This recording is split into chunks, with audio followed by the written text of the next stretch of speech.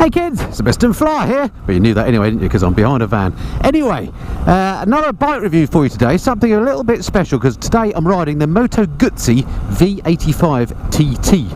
It's my first ever Moto Guzzi, so I'm really excited to ride this bike. It's sort of a retro adventure bike, if you like. I think it's going to split opinions a bit. This, have a look at this picture and you'll see what I mean.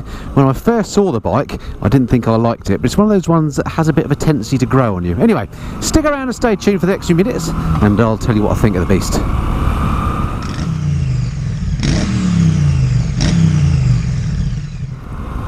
Okay, so the Moto Guzzi V85 TT, then TT stands for Tutti Terreno, something like that, which I think means all terrain. So it's very much, you know, an adventure bike. You can take it off-road if you want to. I'm not going to, because I've been lent this bike by the people at Wheels Motorcycles. Very kind of them, so thanks to those guys at Wheels up in Peterborough. If you've not been up there, they've got a massive showroom and they have all sorts of bikes up there. Go and check them out. So thanks to those guys for lending me the bike. I've got it for the next few days, so I'm going to ride it quite a bit. But this is the first time I've ridden it. It was literally dropped off with me today. It's a beautiful day, as you can see, for riding. So this is very much my first impressions review. And as I say, it's the first time I've ever ridden a Moto Guzzi, so pretty exciting sort of day. So the bike itself is sort of in its own class, if you like. It's hard to come up with competitors for it, because as I say, it's sort of a retro-styled adventure bike. I suppose you could argue maybe the new Triumph Scrambler 1200. Triumph have certainly kind of marketed as a retro adventure bike, but of course that is of a Scrambler type, whereas this is more sort of old-school GS, if you like. And I can't think of any other manufacturers that make bikes like this. So it's sort of in a class of its own, and of course the Triumph Scrambler is a 1200, whereas this is not. I'll go through the spec in detail when we do the walk around in a minute. It's got a big old V-twin engine in here, air-cooled, with the cylinders poking out the sides in a V formation, as V-twin implies. And again, I'll show you that in a minute, but it's a very characterful bike. That's the first thing that strikes me, because when I stop, like just then, you can feel a lot of vibrations through the seat, through the pegs and through the handlebars. There's no doubt you're on a motorcycle, which I don't think is necessarily a bad thing. This is absolutely full of character. That's the first thing that strikes you. It sounds odd, sounds unlike any bike I've ever ridden before. That might be down to the V-twin, although I have ridden V-twins before and they didn't sound quite like this. This one is the Enduro model, which is the slightly more expensive one. There are various variants available. This one comes in the fancy colour scheme with a red frame, and it also comes with the Arrow cans, which is what makes part of that distinctive sound. Sounds great, as I say, unlike anything else I've ever ridden before. Feels really light as well. I mean, physically it's a big old bike, but it's not actually that heavy. And again, me being used to riding the GS, when you're moving this around on the driveway and so on, this does feel a lot lighter than that. I mean, it certainly feels agile enough in these corners, although not hugely agile. You do have to muscle it around, so to speak. You know, I'm putting in quite a bit of counter steering effort just to go around those little twisties there. What this bike does need, as you could probably see from the dash, is some fuel. So I'm going to, part of this review, go up and stick some fuel in, see what she's like fueling up. Hopefully I've got enough to get to the fuel station. Bags of torque. The way the power's delivered on this is absolutely beautiful. I really like this, actually. As I say, when I first saw the pictures, I thought, you know, it looks like a duck. It's not for me, but actually riding it is great fun. Let's go through some practical items anyway, as we're riding along here. First things first, riding position. Well, I'm sitting bolt upright. My legs are at in a comfortable position. They're not at 90 degrees. My knees are slightly acute, so if anything, you would argue the lower half of you is in a fairly sporty position. Handlebars are nice and wide, not leant forward at all. We've got this screen on here, which is providing a degree of protection. I'll go down a faster road in a minute and just see how that works. But from a comfortable or a comfort point of view, the riding position is absolutely lovely. You can certainly ride on this all day long. The seat is nice and comfy as well. Feels nice and padded. Obviously I've only been riding it for the last 10 minutes, so I've not been sat on it for an hour, so it remains to be seen what that's like. Maybe in future videos I can give you some more input on that, but it seems pretty comfortable to me, so nothing wrong with that. Mirrors work a treat. A little bit of vibration through them, but it doesn't stop you actually seeing stuff like some bikes that I've ridden. Clutch is lovely and light to use. Gearbox, I suppose I'd describe it as a little bit clunky. It's not difficult to use, but you do know when you've engaged a gear. You know, it feels properly mechanical, as indeed does the whole bike, which I like about it. You know, it's built out of metal. There's not a lot of plastic, in fact, just this bit on the top here, but the tank itself is metal, and I do like that. It just feels like a quality machine. Right, let's come up to my local train station where there's a big car park. I'll do the walk around there for a change, just so I can show you the bike and talk you through the spec. Switchgear on here is quite unique, unlike anything I've used before. Works fine, just feels a bit different to anything else. You see, the switchgear is not like anything I've actually seen before. Works absolutely fine though. No doubt when you've engaged the switches, which is nice. It's not that what I call PCB switchgear, it's proper switchgear. Very easy to ride as well. As I say, I've literally been on it 10 minutes and it's very confidence inspiring. Yeah, I like it. Much more than I thought I was going to. Alright, let's stick her over here somewhere and we'll do the walk around. Well, actually, before I do that, let me just see what she's like to get her on the centre stand. That's something that somebody's asked. Actually, first thing is get her into neutral, which is proving a bit of a pain. There we go, she's in neutral. Stand is relatively easy to find. Turn her off. Oh! Right, here she go. There she goes, rather. That's what she looks like. This is that front end I was talking about. Initial view, you think, well, to me it looks just like a duck, which isn't normally a good thing, but I have to say this bike is growing on me, because it's good fun to ride, and just the quality of this thing is beautiful. It's just really nicely made. Anyway, let me just show you what it's like. Let's put the visor up, bit of air, it's a hot day today. It does come with a centre stand, which is excellent news. Let's just see what she's like lugging around here. So if I just move her around a bit, she does feel, I have to say, much lighter than my GS. Turning circle wise, very similar to the GS, not particularly tight, but not really bad either. Look at that, I've done a pretty much 180 degrees there in one parking space, so not bad turning circle. And then let's try her on the centre stand. I've got the pannies on here as well, as you can see, so might be a bit tricky, but you've got this bit of frame to get hold of. It's easy to get the centre stand. Let's see what she's like. Actually, very easy to get on the centre stand compared to, say, my GS. There we go. So, right, let's get the spec out then. I'll get my phone out and I'll talk you through the spec in the usual way. Okay, here we go then, the Moto Guzzi V85 TT. Let's start off with this engine then, which you can't miss, because of course it's got these cylinders that poke out the side in this transverse V configuration. Can you see that? A V like that. Looks really cool. And it's really nice to ride with as well. Really feels like it's got loads of torque. In terms of the numbers, it's 853cc and it puts out 79.1 brake horsepower at 5,000 RPM. And Moto Guzzi say that 90% of that power is available at 3750, and it feels like it. You don't ever feel like this bike is only 79.1 brake horsepower. It feels a lot more powerful than that to me. And it puts out 80 newton meters as well of torque, or 59 foot-pounds at 5,000 RPM if you're in old school. And it drives the back wheel through a shaft drive, which of course is very important. Means you don't have any chain maintenance, and with these sort of adventure bikes, shaft drives are often the more practical thing to have, people say. Okay, let's go to the brakes. On the front we've got Brembos, which I always like to see. Twin discs on the front, 320mm floating discs with 4-pot Brembo calipers on there. The rear has got a 256mm single disc. Let's come round and show you that. There we go, and that's got a 2-pot caliper on there, and they work absolutely fine as far as I can tell. Suspension on the front, 41mm upside down forks. They're all upside down these days. One day we'll start calling upside down forks normal. These are adjustable both for preload and rebound. On the rear you've got a single shock mounted on the side. Simple front, there we go. So this massive shock there, just the one, nothing on the other side, as I'll show you. He keeps walking around in circles. So just that single one on the side, which is quite unusual, and that too is adjustable for preload and rebound. Seat height on this, 830mm, so I'd say Goldilocks zone, not too low, not too high. I can get my feet pretty much on the deck, and it's adjustable 10mm either way, so you can go taller or shorter, so that's a nice touch. Weight of this, 229 kilograms curb weight, or 208 kilograms perfectly dry, but 229 is how you're going to ride it. It feels light, as I say. It's a little bit lighter than, say, a GS, and it carries its weight nice and low as well. so it doesn't feel like a heavy bike to me, which is a nice thing. Tank capacity on here 23 litres, should get you a 250 mile plus range out of it, so that's useful for this type of bike. Electronics wise, it's got 3 riding modes: rain, road and off-road. It's got a full colour TFT. What else can I tell you? Phone connectivity as well, cruise control, switchable ABS. It's got an LED DRL, which I'll show you in a minute if I remember.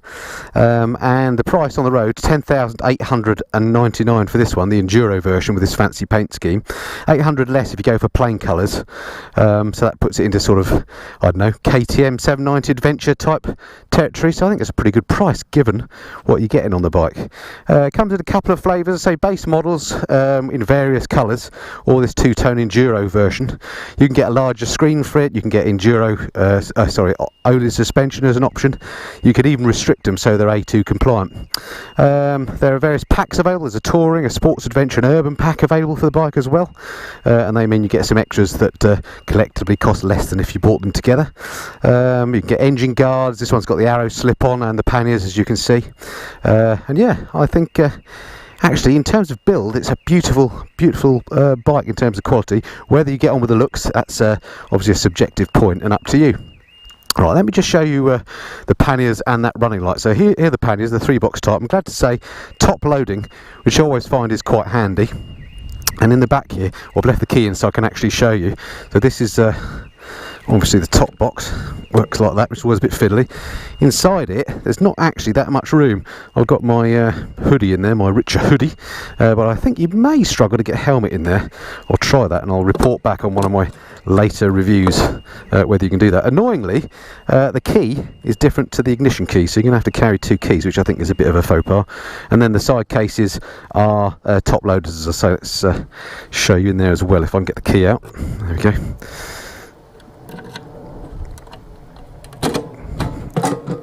And bingo, they open up like that. Not hugely spacious. Manufactured by Tech, made in Italy, it says inside. But they are badged Moto Guzzi, which I quite like. Come on, not easy to do one-handed. Get on there. Helps if you unlock it. Alright, I'll sort that out in a minute, should we say that?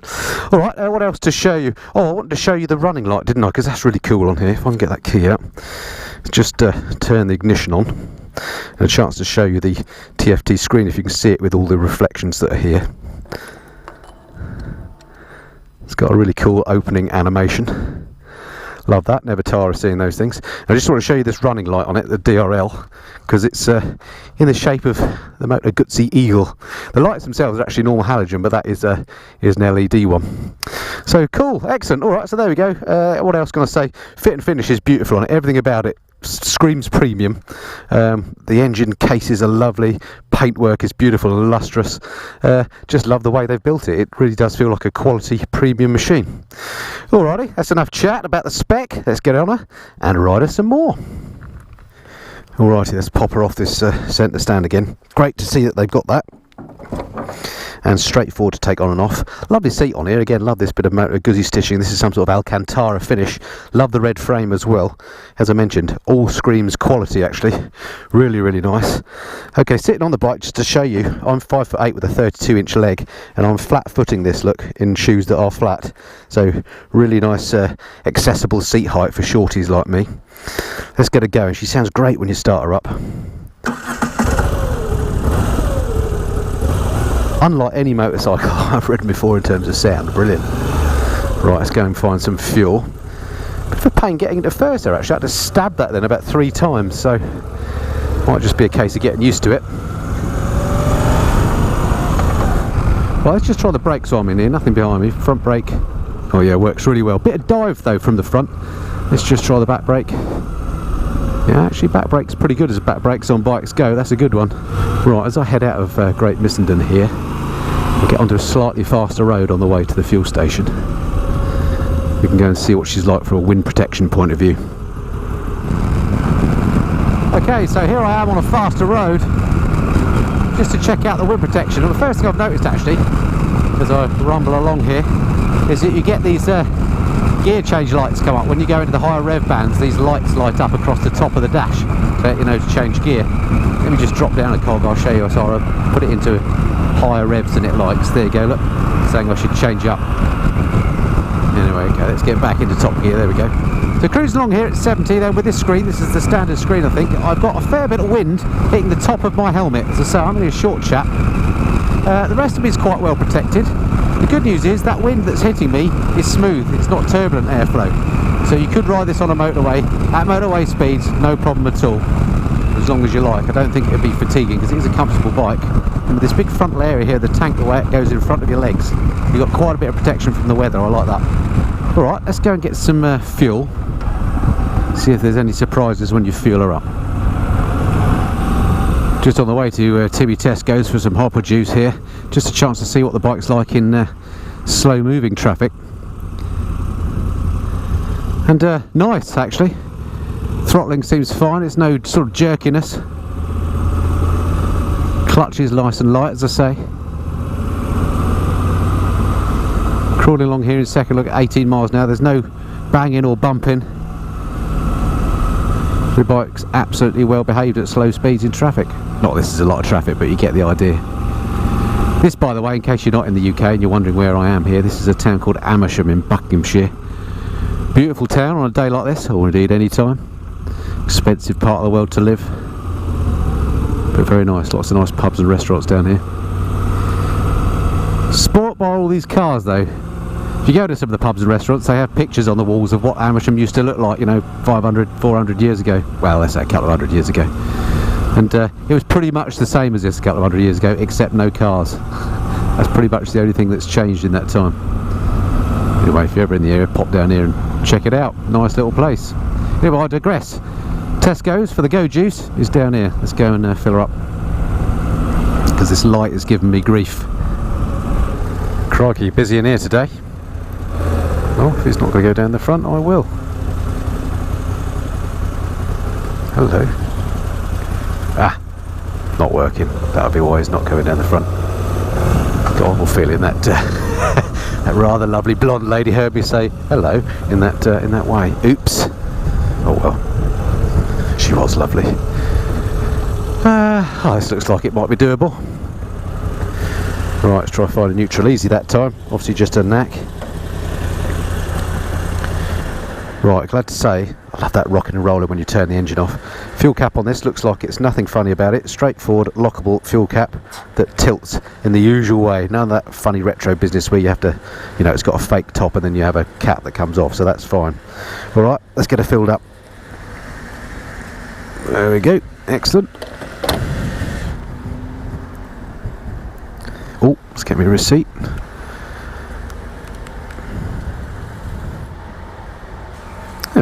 The old magic invisible receipt. Brilliant. Oh well, just remember that. 1847. How am I going to remember that? I don't know.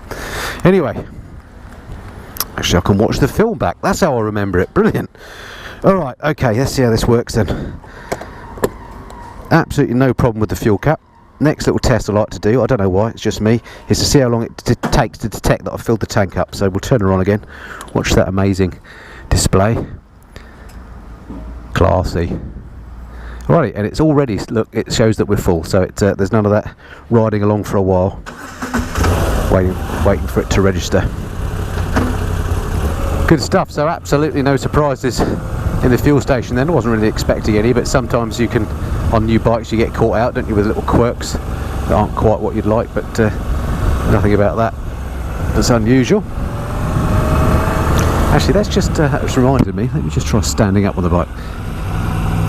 Yeah, feels nice and balanced. Stood up, that's a good position. You're right in the middle of the bike, so if you were to go off-road,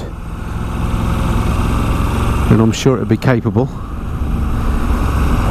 It's not super duper heavy like a big old GS, so I think actually the odd, you know, fire lane, green lane would be alright on this bike. And before anyone says, why didn't you take it off-road? I'm not taking it off-road because it's not my bike. I've had to sign a disclaimer. If I break it, I have to pay for it, so I'm not going to take it off-road and risk it. If it was my bike, maybe I would try. Probably not, to be fair. When you're going off-road, I favour small, light, proper dirt bikes. So yeah, first impressions on the bike, favourable. I think the overwhelming thing that has come across to me is that it's a very characterful bike. There's no way you could call this a bland bike you know you're on a motorcycle. It's got that rock and roll going on, which I quite like. There's some vibes through it, but they're not intrusive. They're not vibes that would annoy you. They're low frequency vibes. It's comfortable. It goes well. They've got that tune just right, so you know, real world speeds,